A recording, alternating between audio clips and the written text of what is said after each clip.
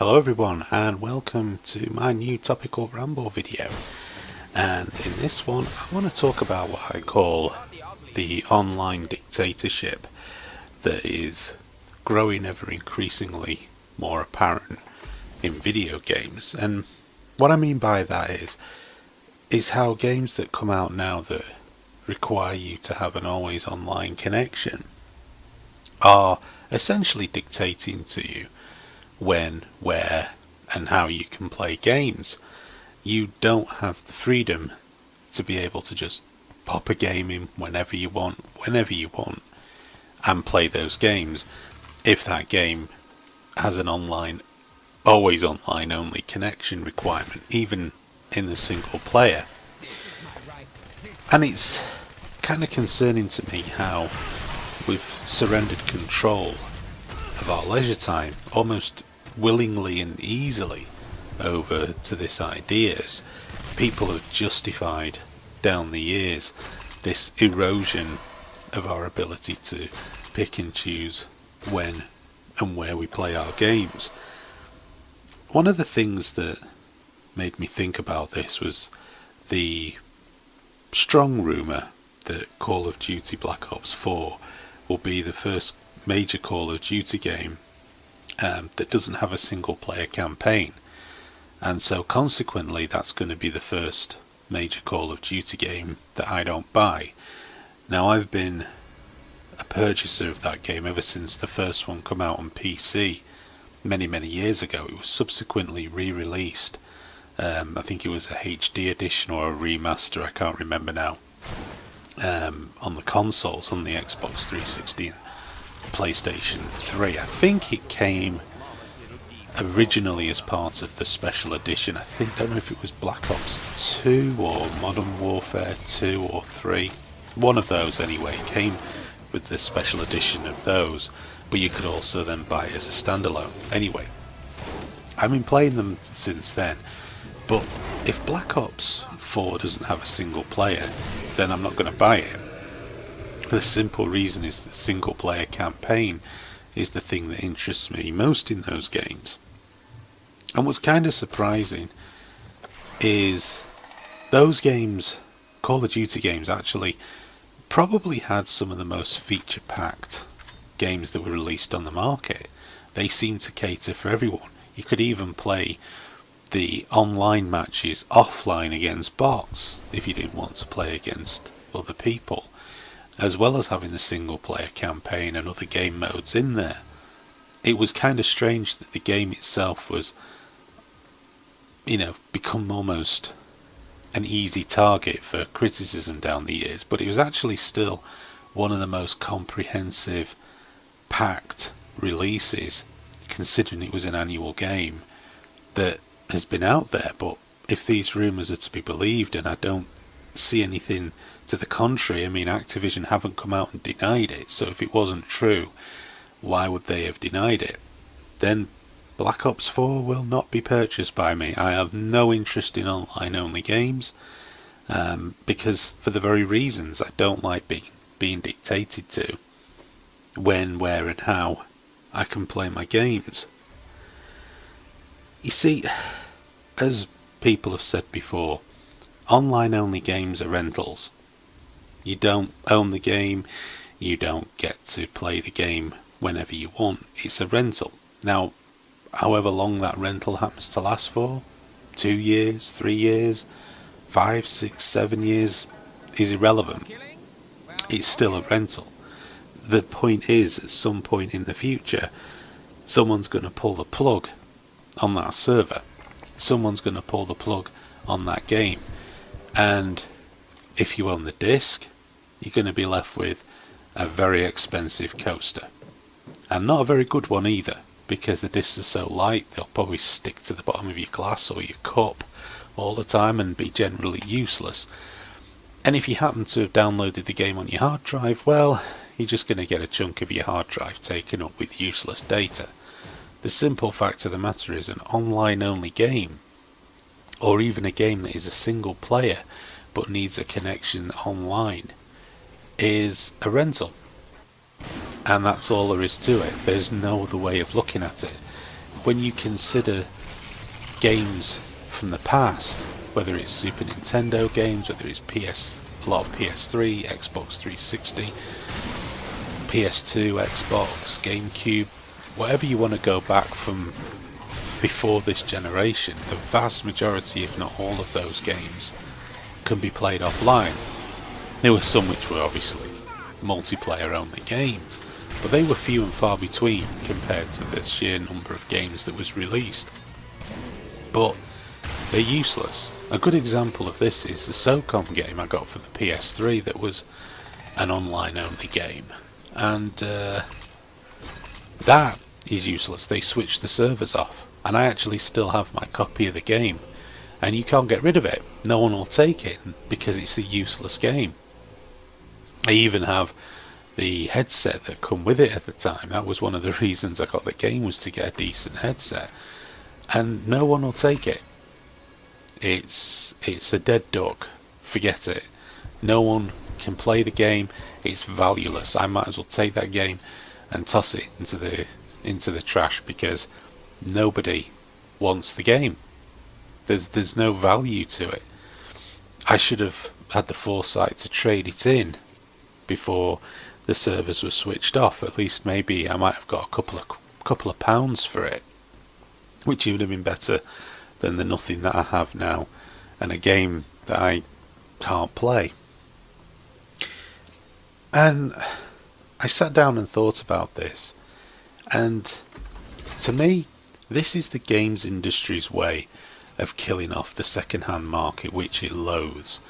If you go back to the last gen, I think it was maybe just over halfway through the last gen, maybe a bit longer, maybe even going into the last quarter of the last gen, a lot of these companies hit upon the idea of introducing this online pass, whereby when you bought the game, in order to access the online part of that game, you had to enter a code, and once you entered that code, that was it. You could play the multiplayer element of the game online, or the online element of it, whatever. If you bought the game second hand, you then had to pay a fee to access the multiplayer part of the game. So, in essence, they were trying to get money off you for second hand games, because the second hand games out there, games industry never sees anything of. Game publishers only ever get to see the return on the original sale.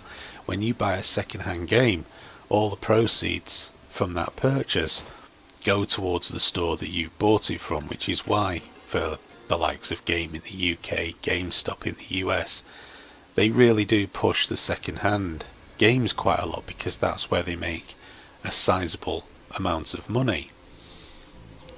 And game publishers hate this. They hate this. They see that as money that's being taken out of their pocket, which is not true, because every single second-hand game that's out there is money that was put into their pocket in the first instance. The second-hand game, they've already had the money for it.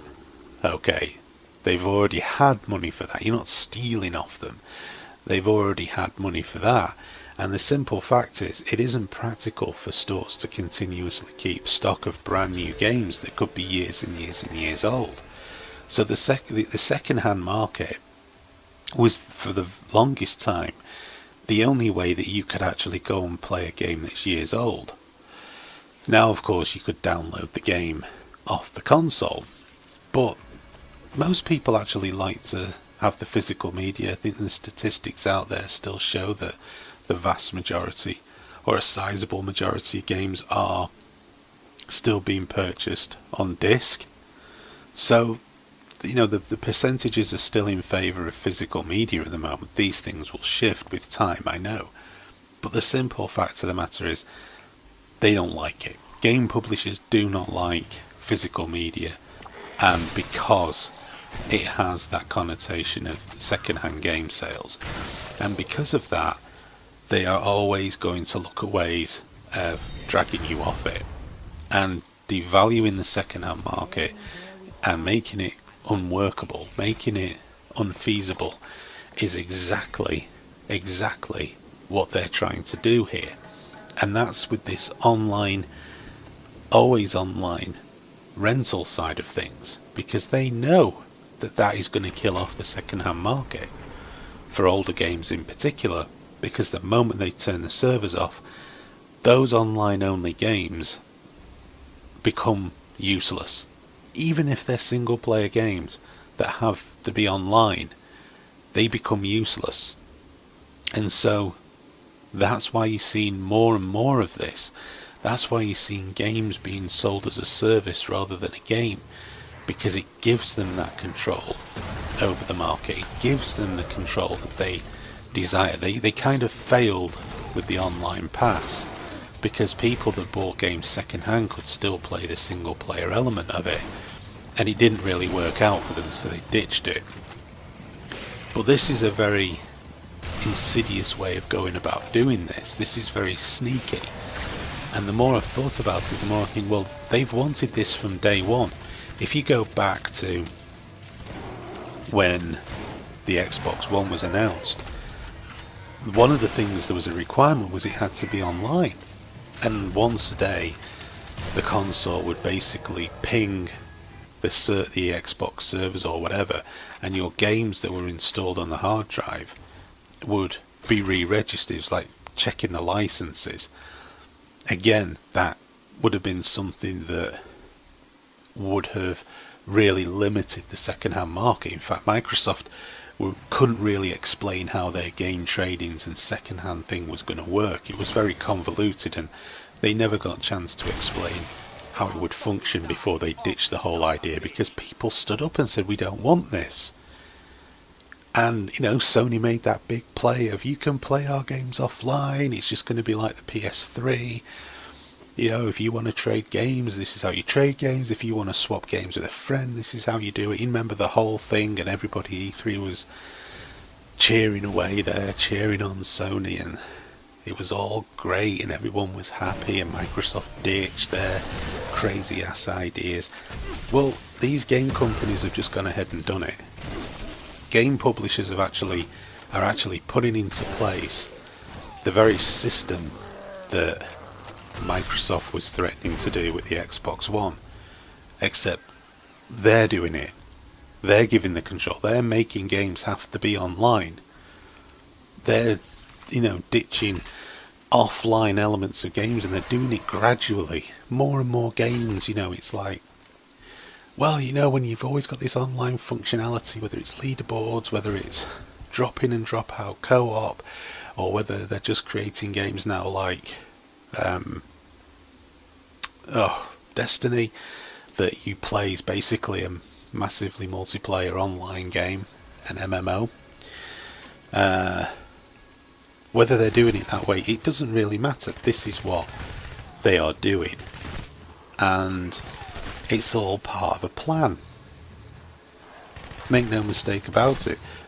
They were gonna force this onto us whether we liked it or not. The classic thing was distraction. The classic deception was getting us to look at Microsoft and Sony, the console manufacturers, and be very guarded about them.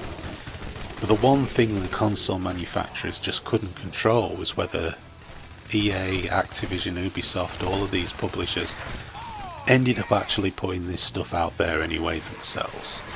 They were only ever going to control their own games, and even Sony, to my mind, let people down terribly with Gran Turismo Sport, with its ridiculous always online requirement to save the game, even though it tells you there's an actual offline single player.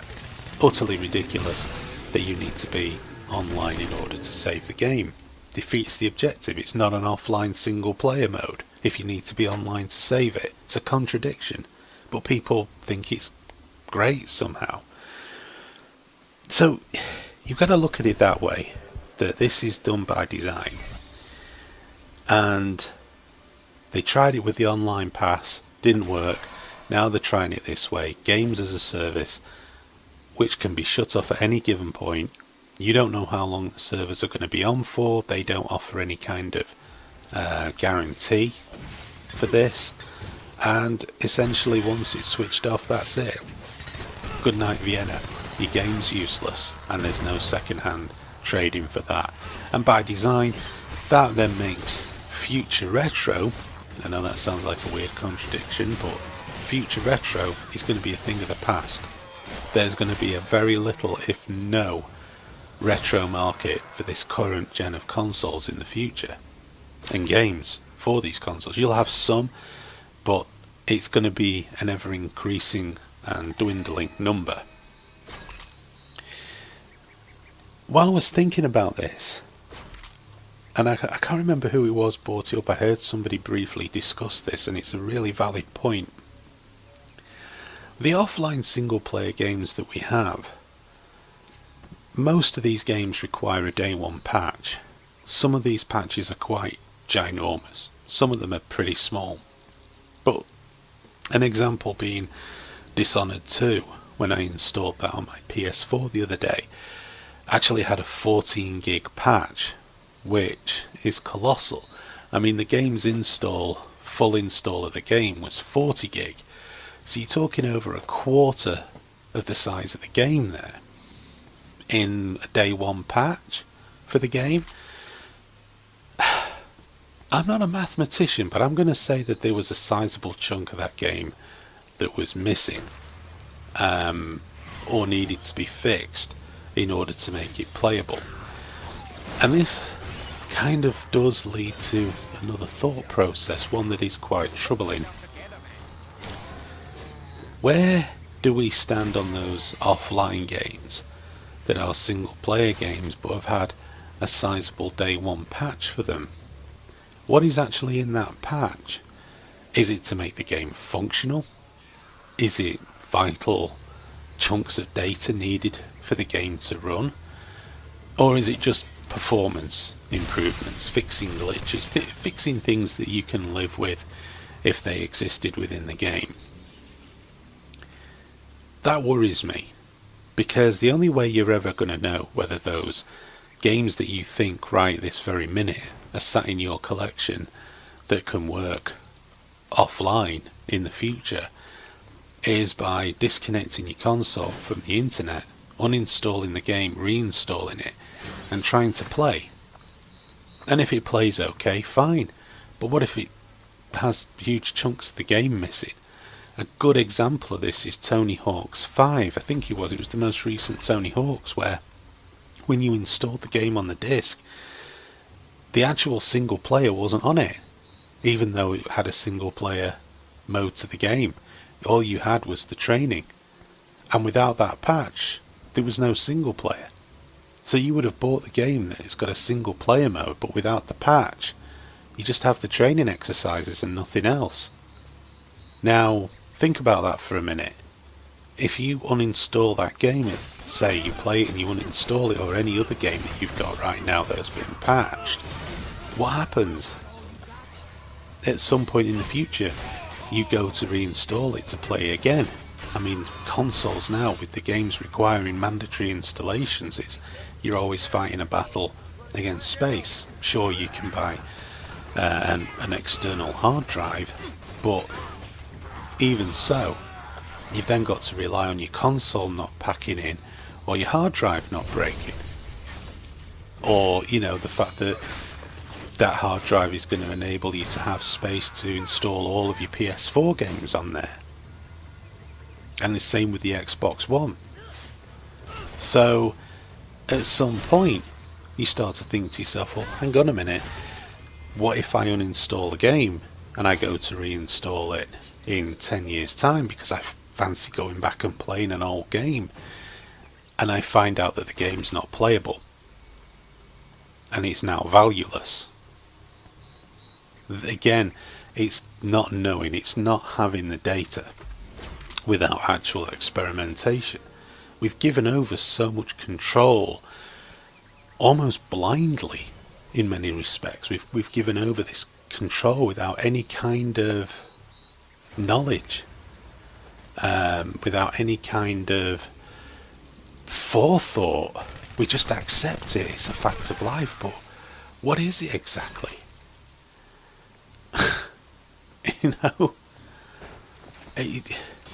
I don't know.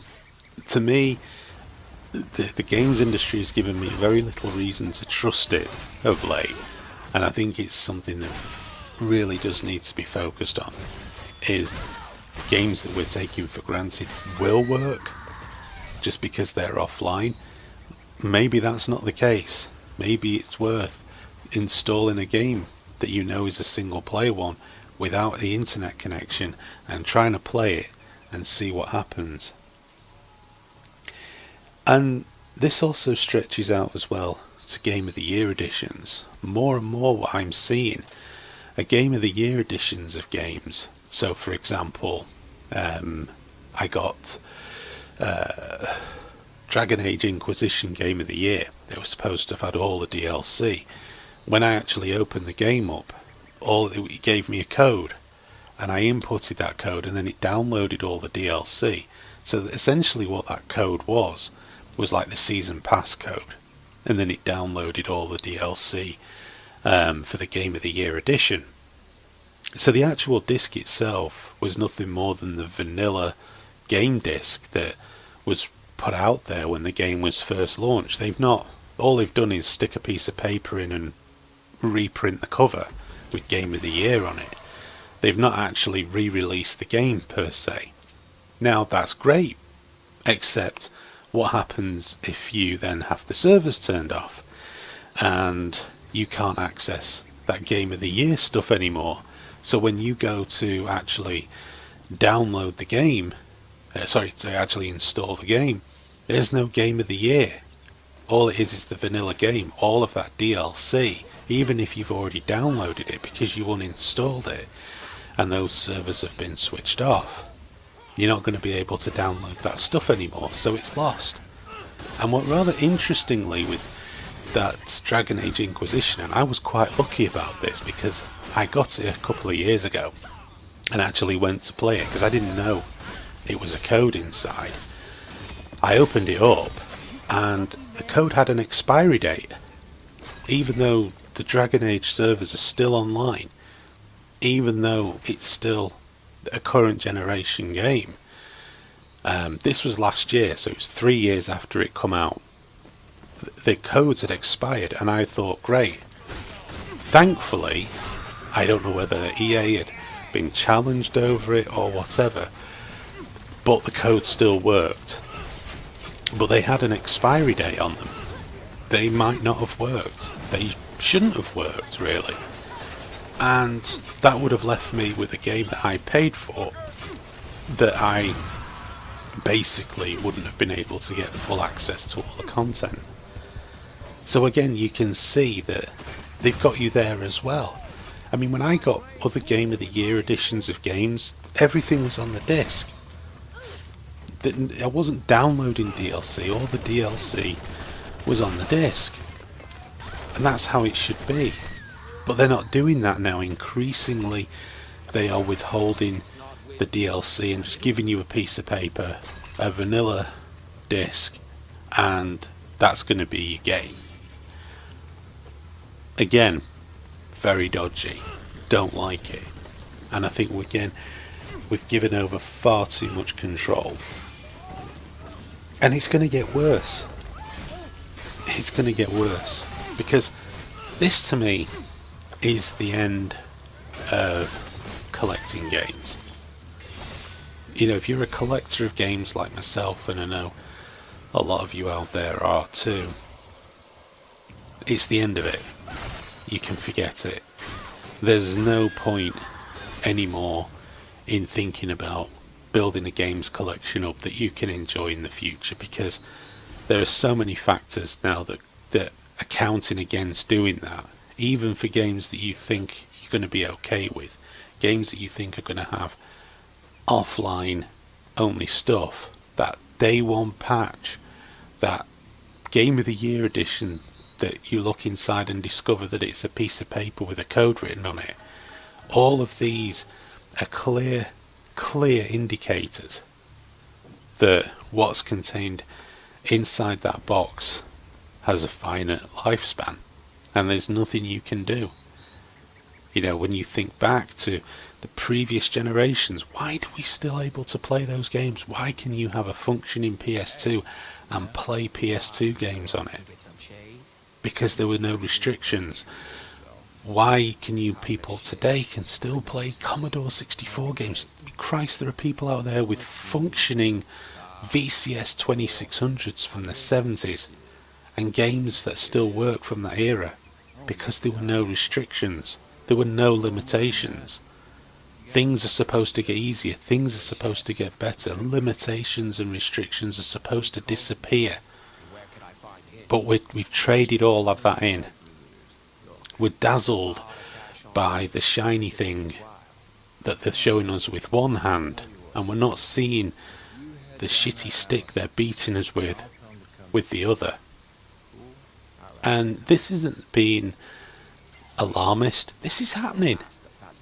Oh my gosh, I am so You know, impressed. You're like really young. this is happening. You know, and you can whinge and moan and try to defend it, try to put whatever spin you want, but that's the reality. And I can't get my head around that. I can't get my head around why anybody wants to do this. Why would you give over control? Why would you let these online dictators, this online dictatorship, take more away from you? For what reason?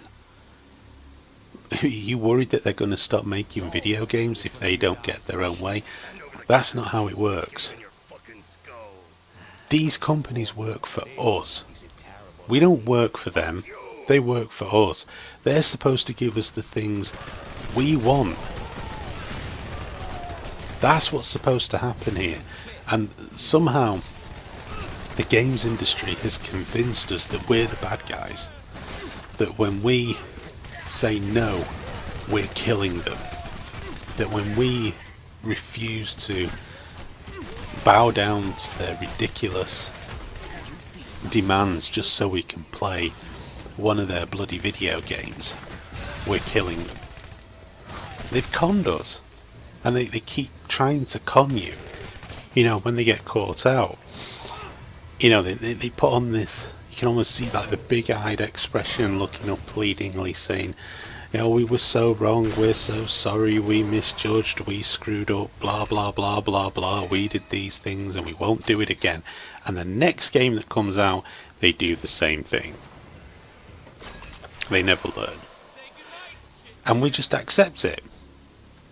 We pat them on the head, we send them on the way, and they do the same bloody thing with the very next game that comes out.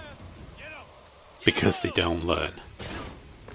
And all the while, we're going to be in this situation in the future where we don't have any of these games now that are coming out. They're going to be worthless. We're not going to be able to play them again. Is that art? No.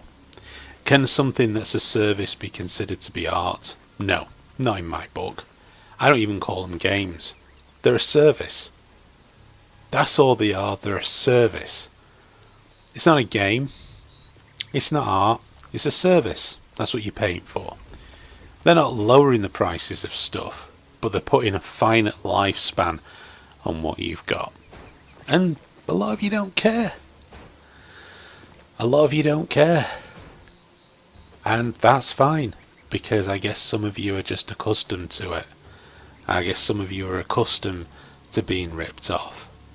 Because you aren't. You get people say, well, I played this game for 100 hours and I think I got value from it. Right, fine. That's great. Go trade it in. You know, just have games that are like fast food. Constantly trading in. Constantly trading in. But when you've got next to nothing to play in the future, when there's sod all being released, because already we're seeing actually fewer games being released, certainly in the AAA space, well, you're not going to have anything to go back and play, are you?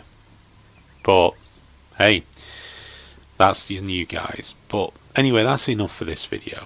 Thank you all for watching, and I'll be back with more videos soon on my channel, so please stay tuned. And yeah, once again, thanks for watching, and I will catch you all later.